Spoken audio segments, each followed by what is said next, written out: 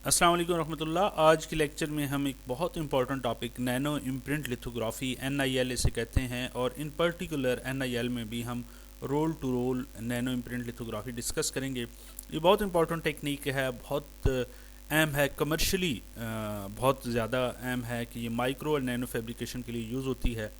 ये 1995 में इसे डिज़ाइन किया, इसे इंट्रोड्यूस कराया प्रोफेसर चू ने। और इस प्रोसेस को जैसे ही ये इन्वेंट हुआ, दरियाफ्त हुआ, तो इसे बहुत ज़्यादा फेमस हुआ। उसकी वजह ये थी कि ये लो कॉस्ट था, लो कॉस्ट के होने के साथ साथ इस हाईली प्रोडक्टिव था, और ये नैनो फैब्रिकेशन और माइक्रो फैब्रिकेशन में इसकी कॉस्ट जो एग्जिस्टिंग मेथड थे उनसे कंपैरेटिवली, यानी आप अंदाज़ा लगाएं कि आज से तकरीबन 30 साल पहले इसे बनाया गया और आज तक इसकी यूटिलाइजेशन है। ये बुनियादी तौर पे ये है कि आप मुख्तलिफ़ पैटर्न अगर आप किसी भी फ़िल्म के ऊपर डिज़ाइन करना चाहें तो वो आप जैसे आप रबर स्टैम्प होती है, आप उसके साथ इंक लगा के वो लगाते हैं, a kind of similar process है, लेकिन ज़ाहिर है इसके पैरामीटर या इसकी इंजीनियरिंग समहाउ मुख्तलिफ है। तो उसको हम डिटेल में डिस्कस करने की कोशिश करेंगे 2 से 3 वीडियो में, 2 से 3 लेक्चर्स में। तो ये कहता है कि आपने जो डिज़ायर पैटर्न बनाना है, मिसाल के तौर पे आपने एच प्रिंट करना है, आप चाहते हैं कि आपके पास फिल्म के ऊपर ये एच प्रिंट आए, तो इस तरह का एच आप एक मोल्ड बनाएंगे। मोल्ड बनाने का मतलब ये है कि आपके पास एक कंप्लीट फिल्म होगी, ये एक कंप्लीट लेयर होगी, और इस फिल्म के ऊपर आप एक एच डिज़ाइन होगा, यानी यहाँ पे ये डीपली इसके ऊपर अंदर डिज़ाइन होगा, एच का प्रिंट होगा। और ये उसी तरह है जैसे स्टैंप आप लगाते हैं, तो ये एच प्रिंट आप क्या करेंगे, इसको आप प्रेस करेंगे उस फिल्म के ऊपर, और प्रेसिंग के बाद वो जो मटेरियल जिसके ऊपर प्रेस करेंगे ये अपनी शेप, अपना पैटर्न वहाँ पे छोड़ देगा, उसी तरह का रेप्लिकेट बन जाएगा। ये तो एच है, ज़ाहिर है, लेकिन अगर ऐसी चीज़ जो सिमेट्रिक ना हो, यानी सर्कल है, तो फिर तो आपको इन्वर्स बनाने की ज़रूरत नहीं है। लेकिन अगर आप चाहते हैं कि ये टिक आप प्रिंट करें, तो ज़ाहिर है इसका इन्वर्स आप पैटर्न पे बनाएंगे, इस टिक का इन्वर्स आप उसके मोल्ड के ऊपर बनाएंगे। मोल्ड वो चीज़ है बेसिकली, इसको हम आगे डिटेल में देखेंगे भी, कि जिसके ऊपर ये आप पैटर्न बनाते हैं, यानी रेप्लिकेट करते हैं। तो आप, मैं अगर आपको यहाँ पे दिखा सकूँ तो उसमें ना ये आपको नज़र आ रहा होगा कि यहाँ पे आपके पास ये रोल टू रोल है, मतलब ये दो रोलर्स हैं जो इसे फॉरवर्ड, इस जो आपके पास ये जो फिल्म है इसको ये फॉरवर्ड मूव करेंगे। थिन फिल्म है, इसको ये फॉरवर्ड मूव करेंगे, इस फिल्म को, ये जो आपको ब्लू कलर में नज़र आ रही है, दोनों ये एक क्लॉकवाइज एक एंटी क्लॉकवाइज मूव करता है और रोटेट होता है, और ये से मूव करेंगे। इस फिल्म के ऊपर ये वाला आपको नज़र आ रहा होगा कि इस रोलर के नीचे बिल्कुल ना ये एक येलो कलर का निकल मोल्ड है। निकल मोल्ड का मतलब ये है, यहाँ पर अगर इसको बड़ा करके यहाँ पे दिखाया गया है एक साइड व्यू से, यहाँ पे आपको ये ब्लू कलर में तो ये फिल्म नज़र आ रही है, लेकिन इसके ऊपर ये वाला जो है ये वो मोल्ड है जो हमने इस रोलर के ऊपर डिपॉजिट किया हुआ है। जब ये रोलर मूव करता है तो ये पैटर्न, ये जो सिमिलर लाइक अ कोम्ब, जैसे कंघी के वो होते हैं, वो इसके अंदर जाके पैटर्न बनाते जाएंगे। ज़ाहिर है हमारी इस केस में डिज़ायर ये है कि इस तरह का पैटर्न बने। यहाँ पे आपको ये मुख्तलिफ रोलर्स हैं, और ये क्या होता है, ये फिल्म बिलमूम पॉलीमर बेस्ड होती है, इसको भी डिटेल में देखेंगे। सिर्फ यहाँ पे ये दिखाना मकसद ये है कि ये आपको समझ आए। इसके अलावा एक और पिक्चर में अगर आपको दिखा सकूँ तो उसमें ज़्यादा वाज़े तौर पे आपको नज़र आएगा, और वो ये है ये पिक्चर। इस पिक्चर में भी आपको देखें, ये वाला जो सेंटर में आपको रोलर नज़र आ रहा है, इसके ऊपर ये मुख्तलिफ पैटर्न बने हुए हैं। इसकी टॉप सरफेस को अगर आप देखें, या इसकी भी टॉप सरफेस के ऊपर होता ही है कि यहाँ से ये शीट रोल होकर आती है, जब इस रोलर के नीचे से गुजरती है तो ये पैटर्न, यानी ये इसे प्रेस करता है, और यहाँ पे नीचे ये हीटिंग फिलामेंट है कि आपको इस फिल्म को हीट करना होता है।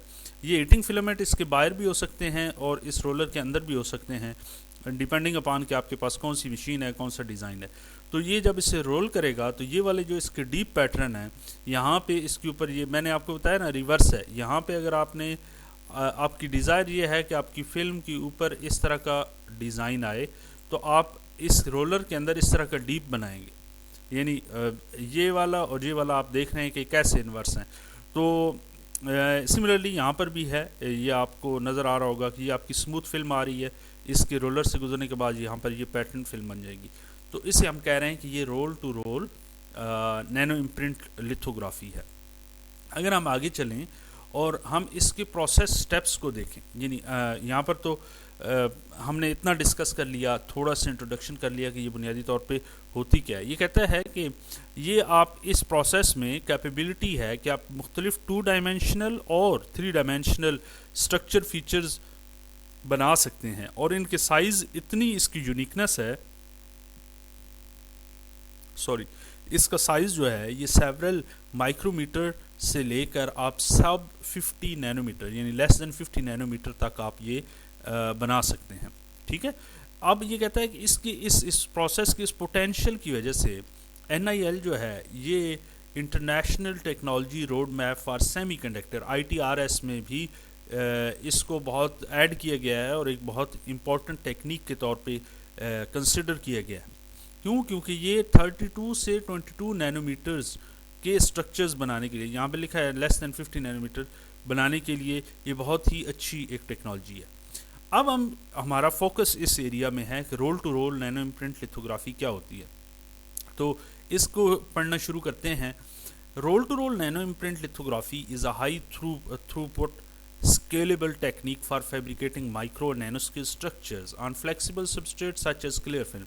ये वाली जो बात है ना कि आपके पास होता ही है कि आपने जिस फिल्म के ऊपर ये स्ट्रक्चर बनाना होता है वो फ्लेक्सिबल होता है। ज़ाहिर है यहाँ पे अगर मैं आपको दिखा सकूँ तो ये फिल्म आप देखें ये फ्लेक्सिबल है, तभी तो ये फ्लेक्सिबल यूँ बेंड हुई है और इसके अक्रॉस इस रोलर के गिर्द लिपट गई है। अगर ये हार्ड होती तो ये टूट जाती। ये फ्लेक्सिबल फिल्म होती है और this film should be very clear, very neat and clean, और mostly it could be transparent.